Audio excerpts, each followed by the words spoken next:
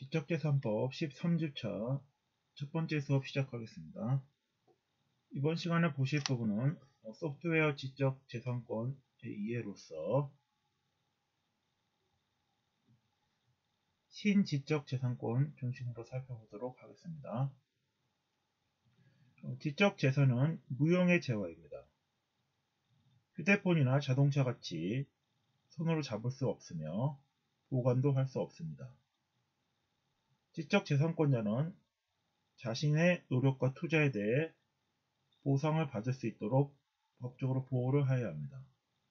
이러한 발명가나 창작자의 무형의 재화를 라이센스를 통해 이익을 창출하고 법률에 의해 주어진 배타적 권리를 사용하여 타인의 침해를 제재함으로써 보호받을 수 있게 됩니다.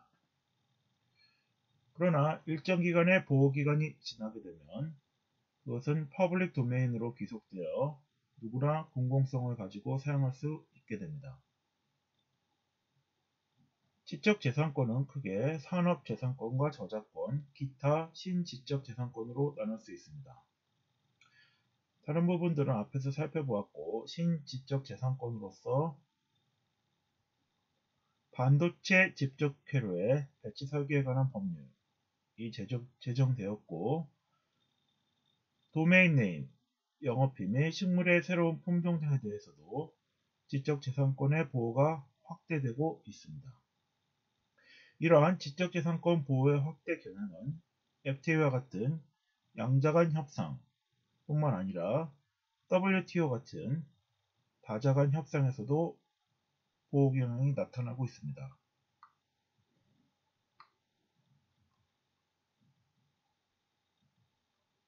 이러한 신지적재산권으로서 컴퓨터 프로그램, 영업비밀, 도메인 네임, 반도체의 집적회로 배치 설계, 식물의 신품종, 온라인 디지털 콘텐츠, 생명공학 등이 있습니다.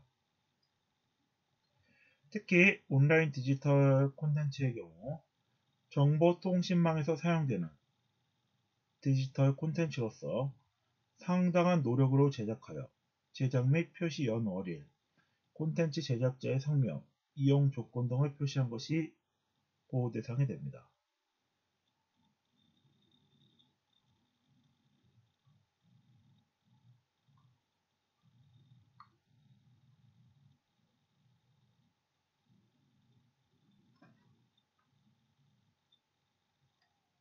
저작권법의 보호를 받는 대상은 소설, 연극, 미술, 영화, 음악, 건축 디자인, 지도 등과 같은 일반 저작물과 특수한 기능 저작물인 프로그램 저작물로 구분됩니다.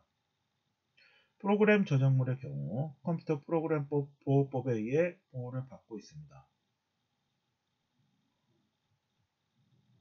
저작권자의 허락 없이 소프트웨어를 무단 복제해서 PC에서 사용하게 되면 컴퓨터 프로그램 보호법상 프로그램 저작권을 침해하게 됩니다.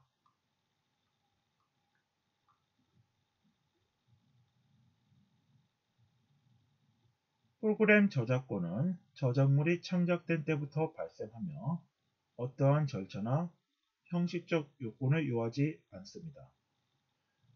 소프트웨어 저작물이 인정되기 위해서는 먼저 창작성, 오리지널리티가 있어야 합니다. 창작성은 특화의 요건인 신규성이나 진보성과 같은 고도의 창작성을 요하지는 않습니다. 또한 인간의 사상이나 감정을 표현한 저작물이 이에 해당합니다. 따라서 사상이나 감정에 관한 것이 아닌 단순한 사실의 나열은 저작물이 될 수 없습니다.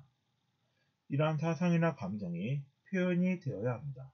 따라서 머릿속에만 간직하고 있는 것만으로는 보호를 받을 수 없습니다. 소프트웨어 저작권은 저작 인격권으로서 공표권과 숙명 표시권, 동일성 유지권이 있습니다.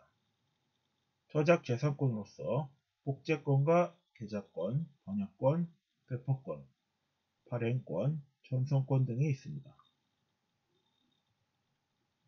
이 중 동일성 유지권 같은 경우는 프로그램의 내용, 형식의 동일성을 원형 그대로 유지할 수 있는 권리를 동일성 유지권이라 합니다. 프로그램 저작자의 허락 없이 프로그램 원형을 변경하거나 삭제하는 경우에 동일성 유지권이 침해될 수 있습니다.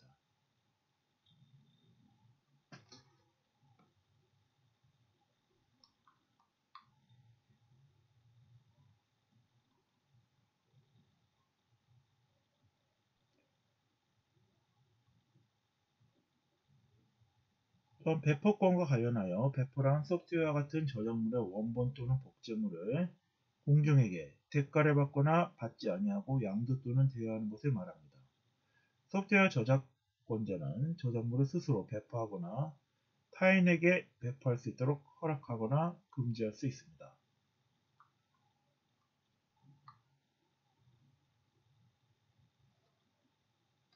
저작자는 자신의 저작물을 번역, 편곡, 변형, 각색, 영상 제작 등의 방법으로 2차적 저작물을 작성할 수 있는 권리를 갖고 있습니다.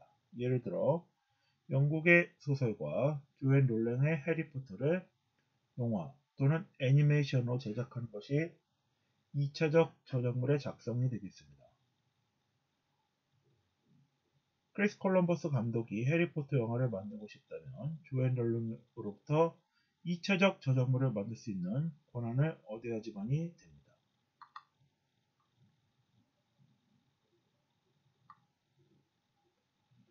저작 인저권은 실현자, 음반 제작자, 방송 사업자에게 부여되는 저작권 유사한 권리로서 저작 인저권의 보호기간은 권리 발생일로부터 50년간 보호될 수 있습니다.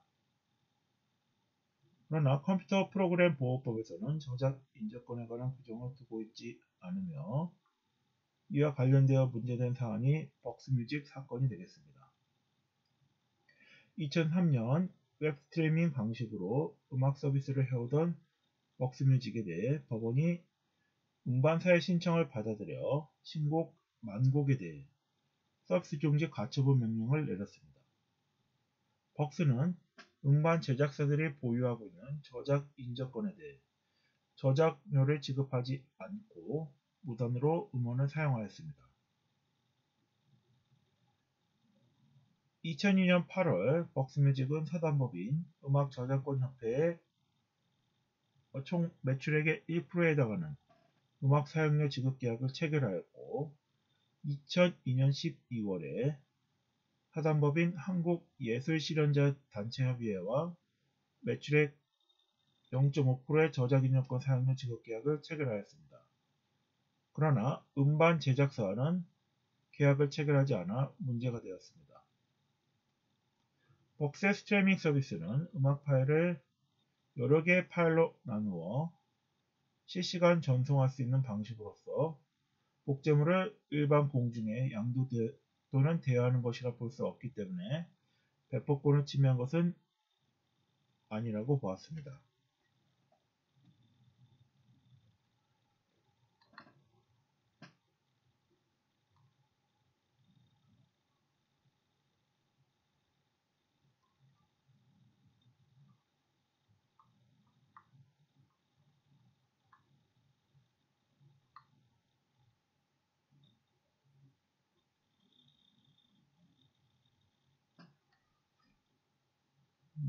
애국가 같은 경우도 안익태 선생님이 작곡한 이후 그 유족들이 40년간 저작권을 보유하고 있다가 국가에 기증하였습니다. 일반적인 저작권의 존속기간은 저작자의 생존 동안과 사후 50년간 보호되고 있습니다. 컴퓨터 프로그램의 경우 라이프 사이클을 고려하여 존속기간을 공표된 다음 년도부터 50년간으로 정하고 있습니다. 그러나 최근 한미 FTA 협상에서 저작권의 보호기간을 20년 더 연장하기로 합의함에 따라 사후 70년까지 연장될 예정에 있습니다.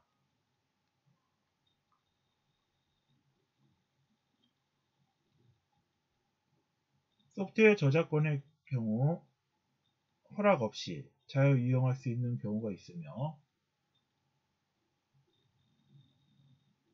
이것은 교육을 위한 목적의 경우 혹은 한정된 장소에서의 개인적 목적, 학식의 검정 목적, 연구시험 목적의 복제는 허용을 하고 있습니다.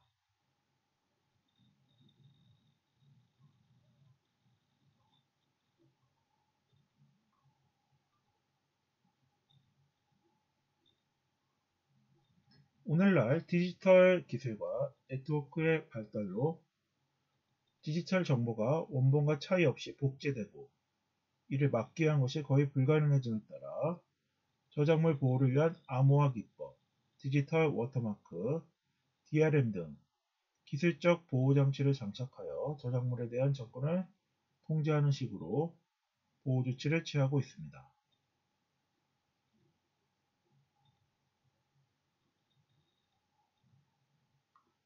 오늘날 신저작권으로 보호대상으로 인정되고 있는 온라인 디지털 콘텐츠와 관련된 영상 자료를 보시도록 하겠습니다.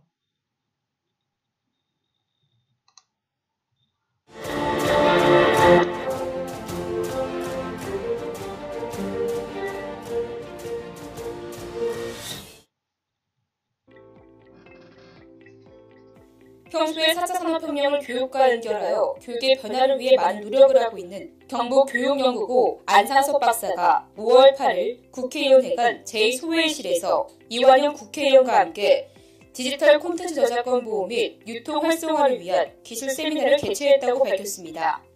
세미나는 이완영 의원이 주최하고 사단법인 경북교육연구소와 국회 해병 전후회, 사단법인 한국신문방송인클럽, 주식회사 이코노스콘이 주관했습니다.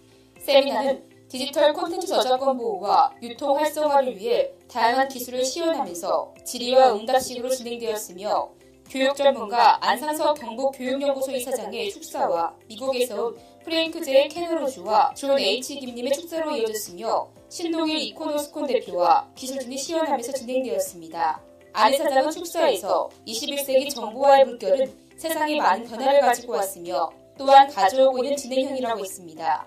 이제 세계는 4차 산업혁명이라고 불리는 지능정보사회로 급속히 발전해가고 있다며 지능정보화의 진전이 산업 지도와 우리의 삶을 크게 바꿔놓고 있다. 세계 시가총액 상위 기업 대부분이 애플, 구글, 아마존 같은 디지털 혁신 기업이며 인공지능 등 첨단 기술이 융합되어 새로운 제품과 서비스, 신산업을 만들고 있다고 이야기했습니다. 그리고 조만간 지능을 갖춘 자율주행차가 인간을 대신해 운전을 해줄 것이며 신기술과 아이디어를 가진 젊은이들이 자유롭게 창업할 수 있어야 되며 정보통신망은 5세대 이동통신망과 사물 인터넷망으로 업그레이드 될 것이라고 말했습니다. 특히 오늘 발표할 디스파이터 프로그램은 특허 출원을 하였으며 앞으로 국내 개인과 기업, 정부는 물론 전 세계적으로 블록체인 기반 기술로 인한 새로운 추적 시스템으로 자리를 잡을 것이라고 보고 있습니다. 이러한 기술로 인해 지적 재산권의 침해에 따른 손해를 예방하고 이미 유출이 되어 손해를 보았다는 추적 시스템을 활용하여 손해배상을 청구하여 천문학적인 수익이 창출됨으로써 기업과 개인 등 국부 유출 방지와 국익 창출에 큰 도움이 될 것이라고 말했습니다. 아울러 기업은 이 프로그램을 통하여 부가가치의 창출을 지금보다 훨씬 앞설 수 있게 해야 하고 또한 정부에서는 보안의 혁명을 통해 기업과 협력하여 국내는 물론 전 세계적으로 국익을 창출할 수 있는 기회가 되길 간절히 소망한다고 말했습니다. 이어서 안 이사장은 2000년대 정보화 시대를 우리 경제도약의 기회로 삼았던 것처럼 이 프로그램을 활용하여 4차 산업혁명 시대의 미래를 우리가 만들어 나가길 소망하며 지능 정보화의 물결을 우리 산업과 학교 현장 그리고 사회를 혁신하는 기회로 만들기 소망한다고 말했습니다. 안상섭 이사장은 앞으로도 저는 아이들이 4차 산업혁명 시대에 살면서 그 혜택을 누리며 살아갈 수 있는 방법을 학교 현장이나 사회에서 적극 활용할 수 있도록 할 것이며 우리 아들, 딸들이 4차 산업혁명의 전문 인력으로 길러질 수 있도록 방안을 모색하고 세계 속의 한국인이라는 자부심을 가질 수 있도록 최선을 다해서 돕겠습니다라고 약속을 했습니다. 지금까지 바른언론 국민의 소리TV 네, 그럼 이와 관련해서 2020년 콘텐츠 산업과 관련된 영상 자료를 보시도록 하겠습니다.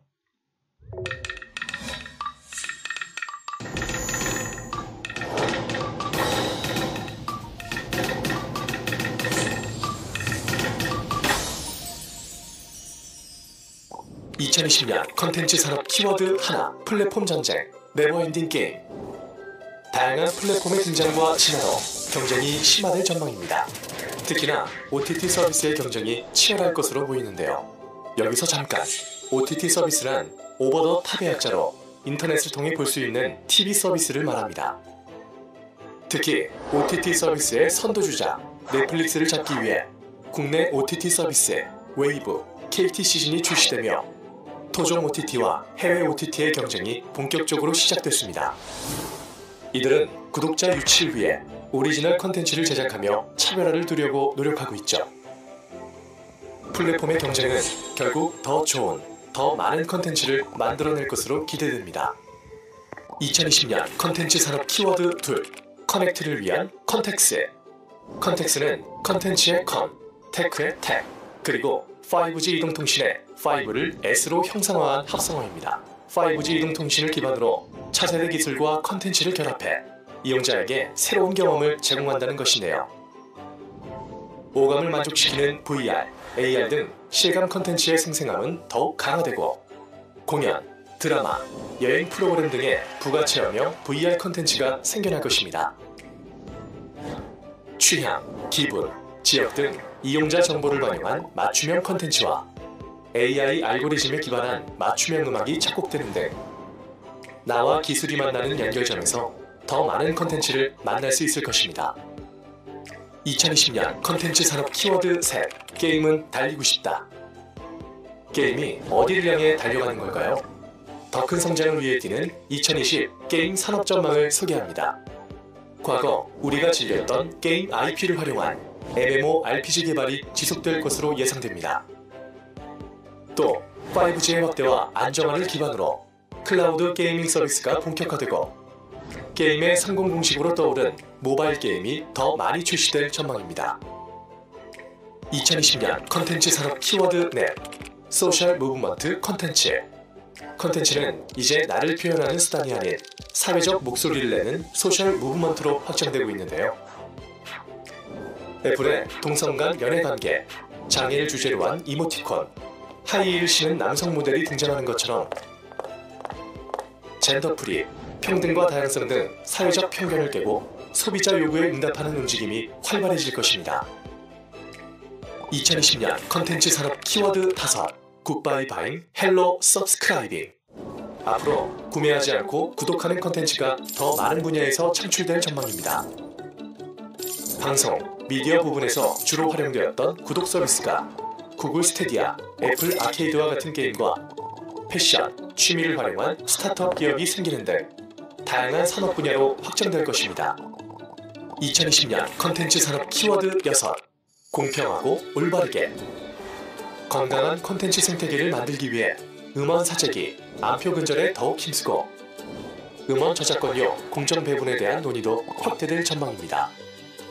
또한 저작권 보호 정책 강화, 불법 복제물, 불법 사이트 단속으로 컨텐츠를 더욱 소중히 보호할 예정입니다. 2020년 컨텐츠 산업 키워드 7, IP와 팬덤, 컨텐츠의 경계를 허물다. 여기서 잠깐, IP란 표현물이나 발명품 등 지식 재산에 대한 권리를 뜻하는 지적 재산권을 뜻하는데요. 신한류를 이끄는 BTS라는 컨텐츠를 활용해 게임 BTS 월드, 캐릭터 BT21, BTS 영화 등으로 확장되는 것을 말합니다. 또한 EBS의 펭수처럼 플랫폼과 포맷을 넘나드는 캐릭터의 활약으로 IP 경영 전략도 중요해질 전망입니다. 2020년 컨텐츠 산업 키워드 8, 관계형 금융, 포용의 첫걸음. 중소기업 자금 지원의 새로운 대안으로 떠오른 관계형 금융. 관계형 금융이란 은행이 기업과의 장기적 신뢰관계를 바탕으로 장기 대출, 지분 투자를 제공하고 기업의 성장과 함께 사업 성과를 공유하는 제도인데요. 관계형 금융으로 기업과 금융권 간 상생 문화가 정착되어 컨텐츠 산업을 더욱 든든하게 지탱하는 버팀목이 될 것입니다. 누구나 컨텐츠로 일상을 풍요롭게, 2020년에도 다양한 컨텐츠로 한국컨텐츠진흥원과 함께 풍요로워질 것입니다. 여러분의 일상에 함께하는 한국컨텐츠진흥원을 기대해주세요.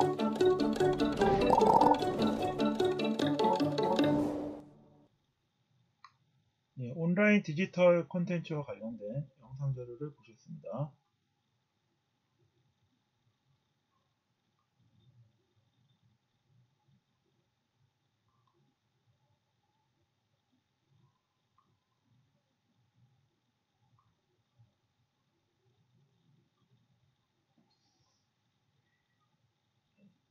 그래서 새로운 저작권으로서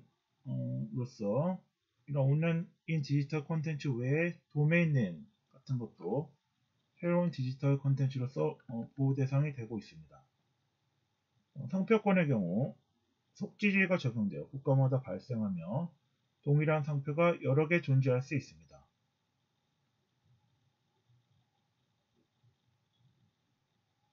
예를 들어 2000년 1월 삼보컴퓨터 계열의 두루넷이 코리아닷컴을 $500만 구입한 바 있으며 94년 미국 월스트리트닷컴을 $70에 샀던 사람은 이를 99년에 $100만 팔았습니다.